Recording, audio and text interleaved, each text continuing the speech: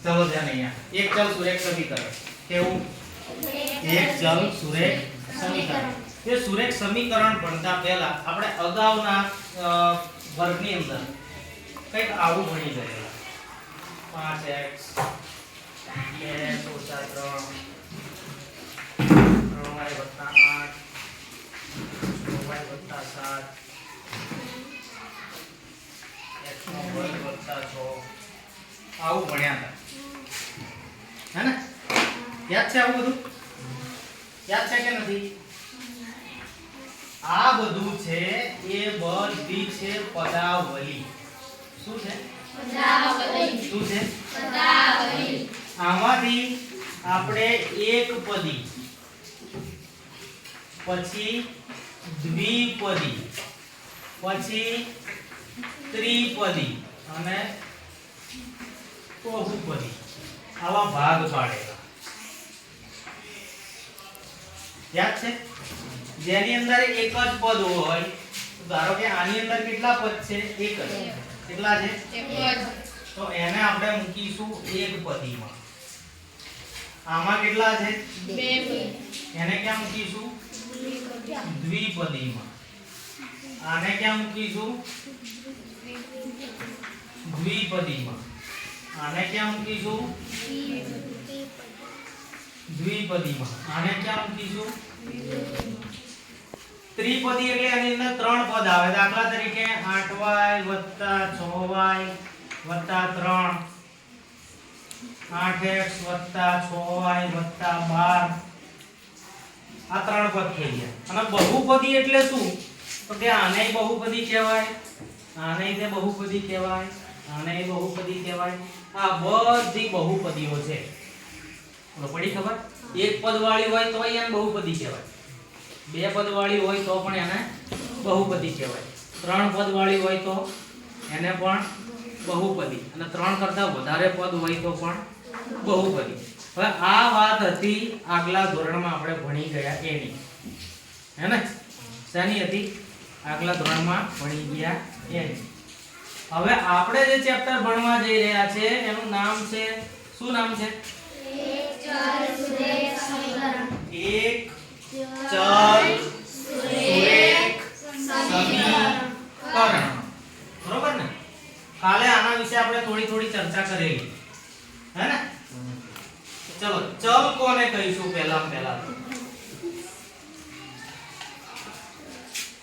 ચલ કોને કહીશું એબીસીડી માનો કોઈ પણ એક અક્ષર એ હોઈ શકે બી હોઈ શકે સી હોઈ શકે ડી હોઈ શકે કે ઝેડ હોઈ શકે કોઈ પણ હોય અને એ પોતાની કિંમત બદલે શું બદલે પોતાની કિંમત બદલે એને કહેવાય છે ચલ સુરેખ ધારો કે હું અહીંયા એક 2x - 3 આ લીધું મેં એના બરાબર 0 કર્યા મેં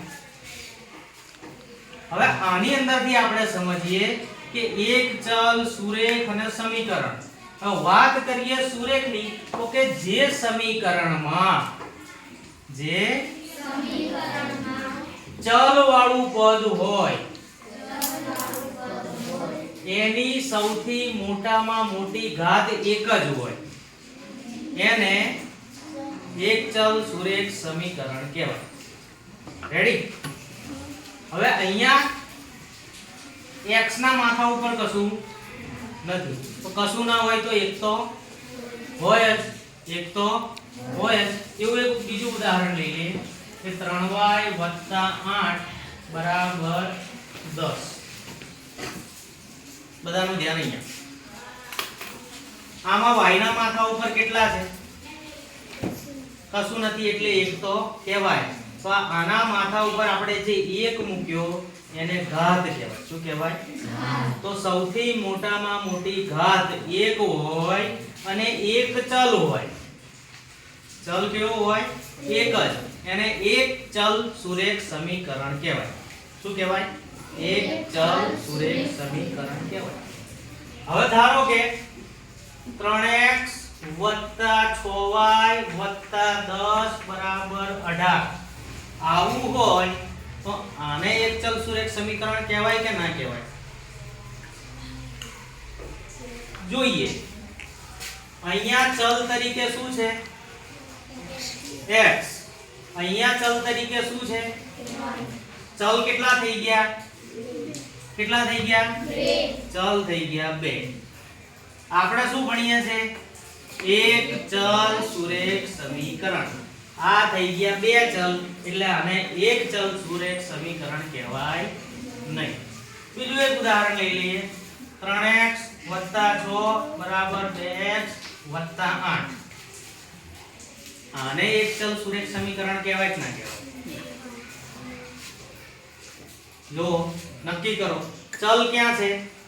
એક આ રહ્યો, અહીંયા, અહીંયા, આ રહ્યો.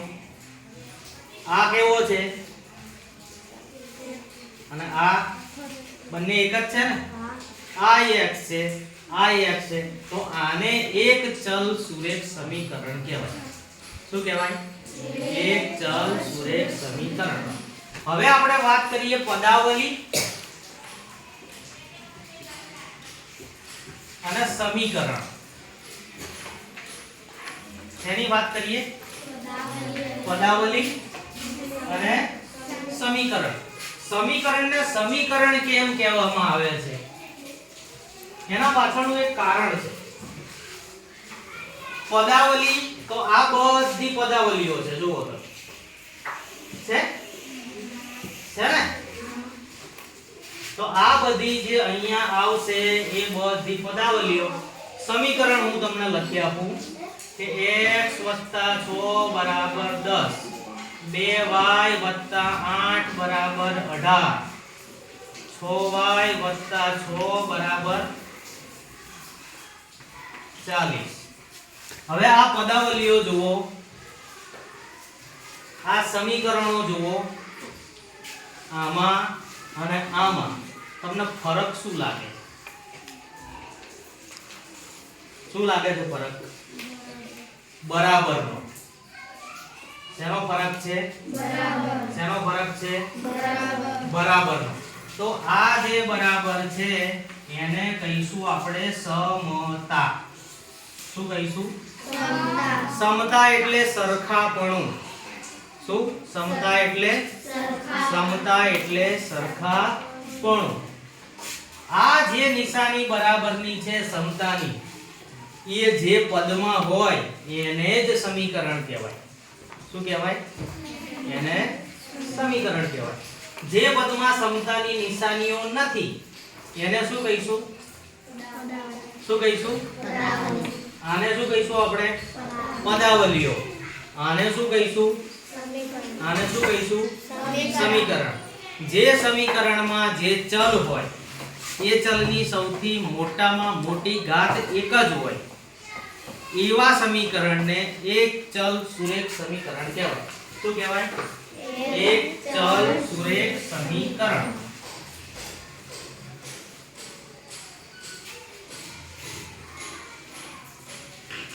હવે આપણે નક્કી એ કરશું. હું થોડા ઉદાહરણ લખું છું 5-7 જેટલા. એમાં તમારે મને કહેવાનું છે કે પદાવલી છે કે એક ચલ સુરેખ સમીકરણ છે કે એક ચલ સુરેખ સમીકરણ નથી. બરોબર?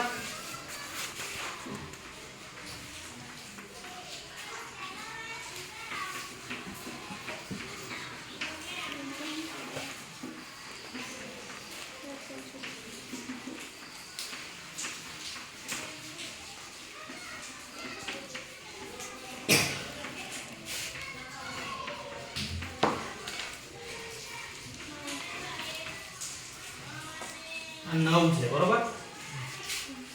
ચલો વારા ફરતી એક એક ઉદાહરણ લઈએ.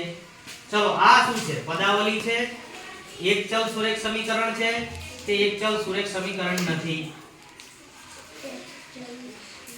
બોલ ભગોરા. એક ચલ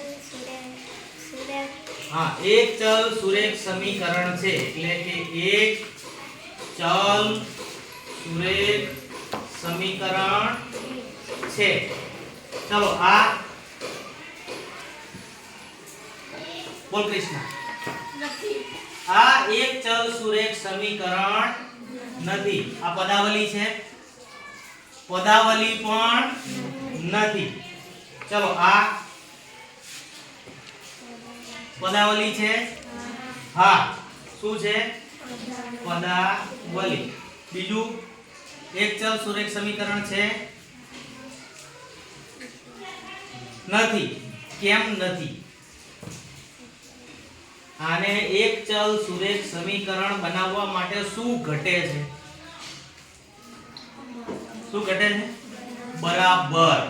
જો અહીંયા તમે આમ બરાબર કરીને અહીંયા કોઈ અંક લખી નાખો તો આ થઈ જશે એક ચલ સુરેખ સમીકરણ.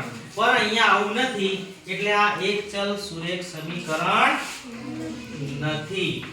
ચલો આ એક ચલ સુરેખ સમીકરણ છે. આ કેમ નથી? એક ચલ સુરેખ સમીકરણ કેમ નથી? શું જોવાનું? આપણે ચલ જોવાનું. શું જોવાનું? અહીંયા ચલ કયો છે? અહીંયા કેવો છે? અલગ અલગ થઈ ગયા ને, એટલે આ એક ચલ સુરેખ સમીકરણ કહેવાશે નહીં. ચલો આ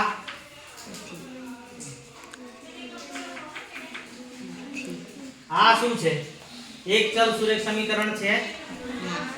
નથી. પદાવલી છે? પદાવલી છે. પદાવલી છે પણ એક ચલ સુરેખ સમીકરણ નથી. શું હોવું જોઈએ? બરાબર હોવો જોઈએ. ચલો આ પદાવલી છે. શું છે? એક ચલ સુરેખ સમીકરણ નથી. હવે આવા એક ચલ સુરેખ સમીકરણ આવે એની અંદર આપણે x ની કિંમત ગોતવાની હોય, x ની કિંમત શોધવાની હોય. એનું એક ઉદાહરણ લઈ લઈએ કે જ્યારે એક જ બાજુ ચલ હોય, એક જ બાજુ ચલ હોય અને બીજું છે બંને બાજુ ચલ હોય. આવા 4-5 દાખલા આપણે ગઈકાલે ગણ્યા હતા. ખબર છે? ધારો કે અહીં આગળ લખું છું x + 10 બરાબર 20. આ દાખલો મારે ગણવો છે. તો શું જોઈશું આપણે? પહેલા ચલ. શું જોઈશું? ચલ. એના પછીનું પદ શું છે? માત્ર અંક છે. શું છે? અંક. અને આ શું છે? માત્ર અંક. શું છે? માત્ર અંક. હવે આપણે અહીંયા શું કરશું કે અંક જે છે, અંક એને અંકની જોડે લઈ જઈશું. શું કરશું? અંકની જોડે લઈ જઈશું. ખાસ ધ્યાન રાખવાની બાબત એ છે કે અહીંયા આપણે આ 10 છે એને પેલી બાજુ લઈ જઈશું. બીજી ધ્યાન રાખવાની બાબત એ છે કે આને તમે જ્યારે બીજી બાજુ લઈ જાવ છો તો આની નિશાની જે હોય એ બદલાઈ જશે. શું થશે? અહીં આગળ આ જે 10 છે એ વત્તાકાર છે, બરાબરની ઓલી બાજુ લઈ જશો તો કેવા થઈ જશે? ઓછાકાર. એટલે x ના x બરાબરના બરાબર 20 ના 20. આ તો આપણે એમના એમ જ રહેવા દીધા છે. હે? લઈ જવાનું શું છે? 10. તો આ 10 લઈ ગયા. હવે આ 10 અહીંયા વધતા છે તો અહીંયા કેવા કરી નાખશું આપણે? ઓછા. ચલો x ના x બરાબરના બરાબર 20 માંથી 10 જશે તો 10 રહેશે. બોલો પડી ખબર? આ એક બાજુ જ્યારે ચલ હોય ત્યારે આવી રીતે ગણી શકાય. બંને બાજુ ચલ હોય ત્યારે શું થાય? એક ઉદાહરણ નંબર 1 છે 2x + 3 બરાબર x + 2. બધાનું ધ્યાન અહીંયા. હવે આપણે આની અંદર શું કરી શકશું? ચલ તો બે બાજુ છે, અહીંયાય ચલ છે, અહીંયાય ચલ છે. આ દાખલામાં શું કર્યું તું? આ જે અંક હતો એને અંક જોડે લઈ ગયા હતા, અંક જે અહીંયા અંક જોડે લઈ ગયા હતા.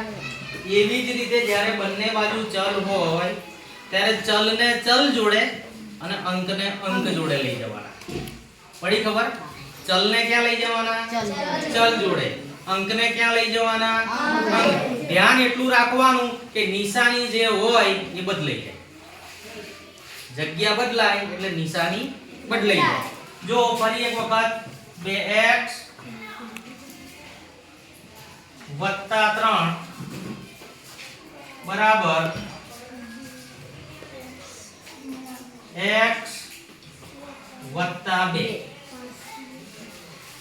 કેમ સાહેબ જુદા જુદા ચોકથી લખ્યું? તો તમે પીળા કલરનું છે એને તમારે ભેગું કરવાનું અને ભૂરા કલરનું છે એને તે ભેગું કરવાનું. ધારો કે અહીંયા 2x છે તો એની જોડે આ x લાવશો ને તમે, લાવી દીધો x. હવે આ x અહીંયા આગળ નિશાની કઈ જ નથી. જ્યારે કઈ નિશાની ના હોય તો વત્તા હોય. કેવી હોય? એ અહીંયા કુદીન આમ બરાબર ની આ બાજુ આવ્યો તો અહીંયા કેવો થઈ જશે? કેવો થઈ ગયો? નિશાની બદલાઈ ગઈ ને, વત્તાની શું થઈ ગઈ? ઓછા. બરાબર તો છે જ આપણી પાસે.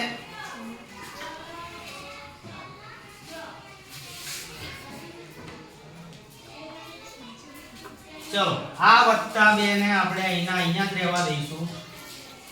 ગયા આ વત્તા 3 છે એ બરાબરની પેલી બાજુ જશે તો વત્તાના કેવા થઈ જશે? ઓછા. ઓછા. જો અહીંયા 2x ઓછા x થઈ ગયા એટલે સરખા હતા, સરખી જાતના, એ નજીક આવી ગયા. આ અંક નજીક આવી ગયા.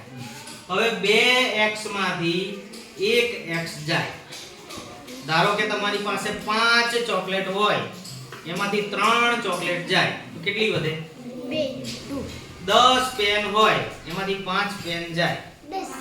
મૂળ તો પેન અને ચોકલેટની જ વાત છે ને. જેવી રીતે પેનમાંથી પેન ઓછી થાય, ચોકલેટમાંથી ચોકલેટ ઓછી થાય, ટેબલમાંથી ટેબલ ઓછા થાય, એવી રીતે x માંથી x ઓછા થાય. આ x ની આગળ કશું નથી તો એક તો હોય જ. શું હોય? એક તો હોય. તો 2x માંથી 1x જાય એટલે એક જ x વધે. શું વધે? અહીં આગળ બરાબરના બરાબર. 2 માંથી 3 જાય ના જાય. તો 3 માંથી 2 કાઢો. એક વધ્યો, એ એક મેં અહીંયા મૂક્યો. રેડી? હવે 2 મોટા કે 3 મોટા? કેટલા મોટા? 3. 3 ની નિશાની કેવી છે? કેવી છે? ઓછા. એટલે અહીંયા નિશાની આપણે ઓછાની આપીશું. સાહેબ કેમ ઓછાની નિશાની આપી મને સમજાવો. ચલો તમારા ઘરમાં સૌથી મોટું કોણ? તમારા પપ્પા. ઘરમાં કોનું ચાલે? પપ્પાનું જ ચાલે ને. મોટા હોય એનું ચાલે. તો આ સંખ્યાઓમાં પણ એવું જ છે. જે મોટી સંખ્યા દેખાય એનું ઘરમાં ચાલે. અને બીજી એક ખાનગી વાત કહી દઉં, તમારે કોઈ કહેવાની નહીં. જ્યારે નાની સંખ્યામાંથી મોટી સંખ્યા બાદ કરવાની થાય ને વિશાલ, નાની સંખ્યામાંથી મોટી સંખ્યા, નાની સંખ્યામાંથી મોટી સંખ્યા, નાની સંખ્યામાંથી મોટી સંખ્યા જ્યારે તમે બાદ કરો ત્યારે જે જવાબ આવશે એ હંમેશા ઋણ આવશે. પડી ખબર? ધારો કે હું અહીંયા આગળ કરું કે 5 ઓછા 2 તો શું જવાબ આવશે? 5 માંથી 2 જશે તો 3. પણ અહીંયા 2 માંથી 5 જ્યારે બાદ કરવાના હોય તો જવાબ તો 3 જ આવશે પણ ઋણ આવશે. પડી ખબર? કારણ કે અહીંયા આગળ 5 મોટા છે એની નિશાની ઓછા છે, અહીંયા 5 મોટા છે એની નિશાની વત્તા છે. તો મોટાની જે નિશાની હોય એ નિશાની જવાબમાં જાય. બોલો પડી ખબર? ફરી એક વખત પુનરાવર્તન કરી લઈએ. એક જ બાજુ જ્યારે ચલ હોય એટલે કે આ જે બાજુ છે આ બરાબર છે, બરાબરની આ જે બાજુ છે એ થઈ જાય છે કઈ બાજુ? ડાબી બાજુ. અને આ કઈ બાજુ થઈ જાય છે? જમણી બાજુ. તો અહીંયા તમે જોશો કે માત્ર ડાબી બાજુ જ તે ચલ છે, આ બાજુ ચલ નથી. હવે અહીંયા જુઓ તમે તો બરાબરની આ બાજુ છે કઈ બાજુ? ડાબી બાજુ. અને આ કઈ બાજુ છે? જમણી બાજુ. તો ડાબી બાજુ ચલ છે કે જમણી બાજુ ઈ તે ચલ છે? એક બાજુ ચલ હોય ત્યારે કેવી રીતે દાખલો ગણવાનો? બંને બાજુ ચલ હોય ત્યારે કેવી રીતે દાખલો ગણવાનો? ખબર પડી?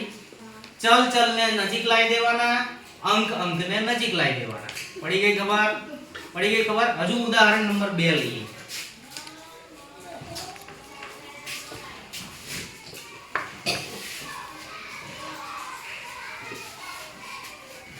ઉદાહરણ નંબર 2 સમય સંખ્યા ઉપરથી છે.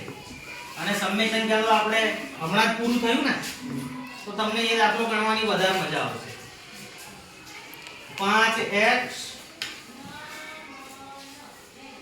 વત્તા 7 દ્વિતીયાંશ બરાબર 3 દ્વિતીયાંશ x ઓછા 14.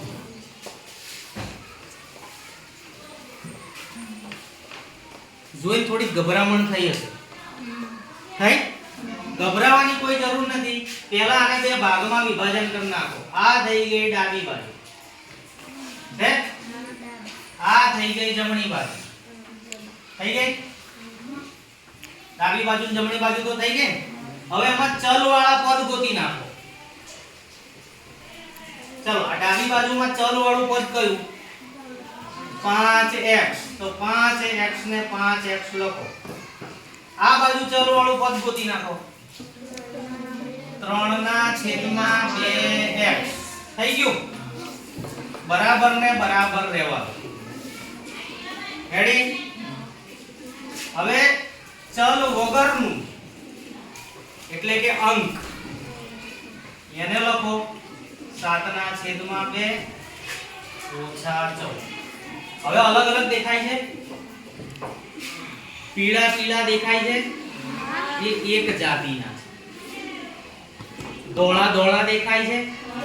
એ એક જાતિના. તો આપણે શું કરશું? પીળા ને પીળા જોડે લાવશું, આને પીળાની જોડે મૂકી દઈશું. પડી ખબર? ચલો પીળું પીળું નજીક લાવી દઈએ. તો 5x 3/2x. આ 3/2x એની નિશાની અહીંયા કેવી છે? વત્તા. કેવી છે? વત્તા. આ બાજુ આવશે તો કેવા થઈ જશે? ઓછા. ચલો આટલે સુધી ખ્યાલ આવી ગયો? બરાબર ના બરાબર. આ ઋણ 14 છે એને એમના એમ રાખો. રેડી?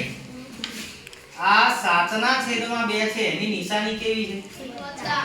બરાબર ની પેલી બાજુ લઈ જઈશું તો ઓછા ઋણ 7/2. ચલો આટલે સુધી તો ખ્યાલ આવી ગયો ને? પહેલા શું કર્યું? ડાબી બાજુ અને જમણી બાજુ જોઈ લીધી. એમાં સરખા સરખા જે હતા એને આપણે ઓળખી લીધા. તો કે ચલ વાળા પદ એ અલગ છે, અંક એ અલગ છે. હવે ચલ વાળા જે હતા એને આપણે એક બાજુ લઈ લીધા, એની નિશાની બદલી લીધી. રેડી? અંક જે હતા એને આપણે નિશાની બદલી અને બીજી બાજુ લઈ ગયા. બોલો આટલા સુધી ખબર પડી? હવે શું કરશું? તો કે આ જ્યારે ચલ હોય અને ચલનું આ 5 માંથી 3/2 બાદ કરવાના છે. તો આ તો આપણને આવડે છે. બરોબર? x ને તમારે રહેવા દેવાનું એમનો એમ. તમારે માત્ર ગણતરી શેની કરવાની? અંકની. ચલો થઈ ગઈ. આ સમય સંખ્યા થઈ ગઈ. આ પણ સમય સંખ્યા થઈ ગઈ. અહીંયા કેટલા વડે ગુણશું? 2. અહીંયા કેટલા વડે ગુણશું? 2. અહીંયા કેટલા વડે? 5. અહીંયા કેટલા વડે? 1. ચલો 5 દુ 10 અને એ 2 એકા 2 આ x ઓછા 3 એકા 3 2 એકા x પત્યું આટલું બરાબર ચલો અહીં આનેથી આપણે સમય સંખ્યા બનાવી દઈશું આના છેદ વડે અહીંયા બે જગ્યાએ ગુણવાનો આના છેદ વડે અહીંયા બે જગ્યાએ અહીંયા ગુણ્યા 2 અહીંયા ગુણ્યા 2 અહીંયા ગુણ્યા 1 અહીંયા ગુણ્યા 1 રેડી ચલો 14 2 28 પણ એ કરશું આપણે ઓછા 2 એકા ઓછા 7 એકા 2 એકા 2 ચલો આટલે સુધી ખબર પડી હશે બધાને રેડી આ ભૂસી નાખું છું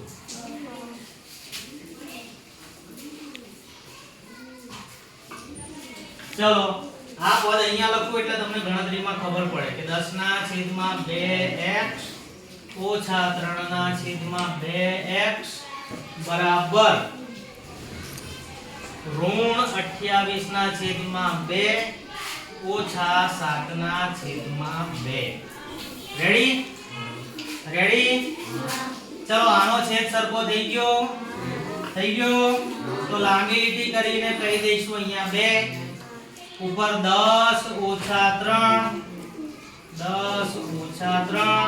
આ બે x જ કહેવાય પડી ખબર શું કહેવાશે x બરાબર ના બરાબર અહીંયા પણ છેદ સરખો થઈ ગયો અહીંયા મૂકી દઈશું 2 ઋણ 28 ઋણ 7 ઓકે રેડી હવે અલગ અલગ ચોક નહીં વાપરું હવે સળંગ લખી નાખીશ ચલો 10 માંથી 3 જશે તો 7 નીચે 2 ના 2 અહીં આગળ x નો ચલો બે એક સરખી નિશાની વાળી છે આ ઋણ છે આ ઋણ છે તો સરવાળો થશે કે બાદબાકી સરવાળો થશે શું થશે સરવાળો 28 + 7 એટલે 28 અને 7 એટલે 29 30 31 કેટલા આયા 35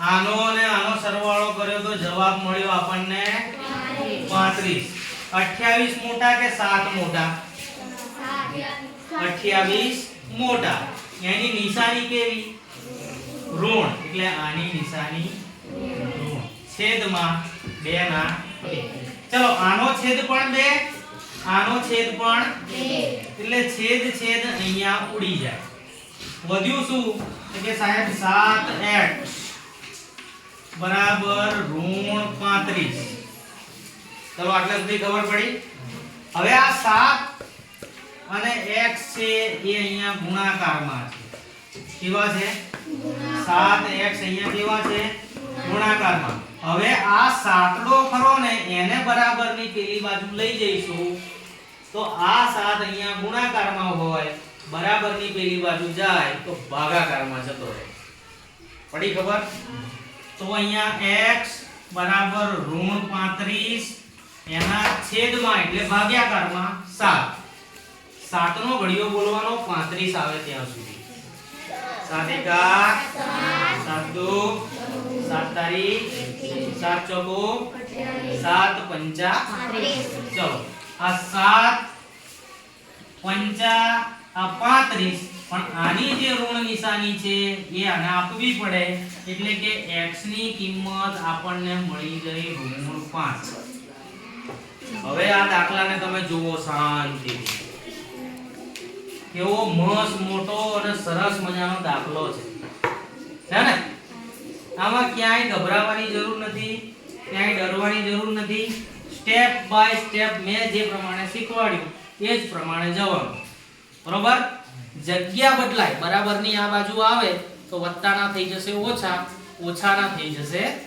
વત્તા ગુણ્યાના થઈ જશે ભાગ્યા અને ભાગ્યાના થઈ જશે ગુણ્યા બોલો પડી ખબર આટલી ફરી એક વખત આનો આ દાખલો સમજીએ ફરી એક વખત જોઈ લો કે આપણને આવી રકમ આપી હતી કે 5x + 7/2 બરાબર અહીંયા જો બેટા 3/2x - 14. રેડી? એમાંથી આપણે શું કર્યું કે જે સરખી જાતિના હતા એને અલગ રંગથી લખ્યા. આમ એટલા માટે લખ્યું છે કે તમને બહુ ઝડપથી ખબર પડી જાય. તમારે કે અલગ પેનથી લખવાની જરૂર નથી. બરોબર? આ તો તમને સમજાવવા માટે આ અલગ ચોક વાપર્યો. હવે આ અલગ પડી ગયા, પીળા અલગ, ધોળા અલગ. થઈ ગયું આવું? હવે શું કરીશું તો કે પીળાને આપણે નજીક લાવી દઈશું. અહીં આગળ આ વત્તા હતા તો અહીં આગળ એ થઈ ગયા ઓછા, બરાબરના બરાબર. અહીં આગળ ઋણ 14, અહીંયા આગળ આ 7/2 વત્તા હતા તો અહીં આગળ કેવા થઈ ગયા ઓછા. 10/2x ઓછા 3/2x. અહીં આગળ ઋણ 28/2 7/2.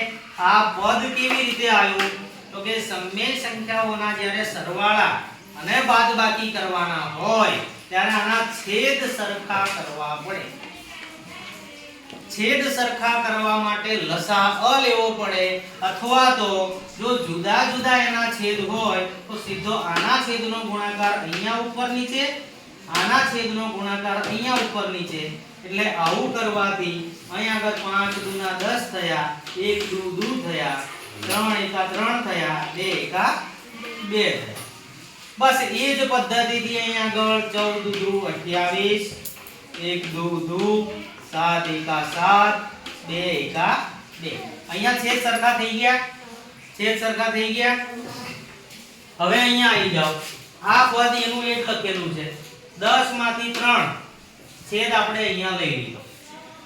ઋણ 28 માંથી ઋણ 7 છેદ આપણે અહીંયા લઈ લીધો. અહીંયા વધ્યા 7/2, અહીંયા વધ્યા ઋણ 35/2. છેદ જ્યારે બે બાજુ સરખો હોય તો ઉડાડી દેવાનું. શું કરવાનું? ઉડાડી દેવાનું. અહીંયા વધ્યા 7x બરાબર ઋણ 35. આ 7 અહીંયા ગુણાકારમાં છે, બરાબરની આ બાજુ આવે તો ભાગાકારમાં જતા રહે.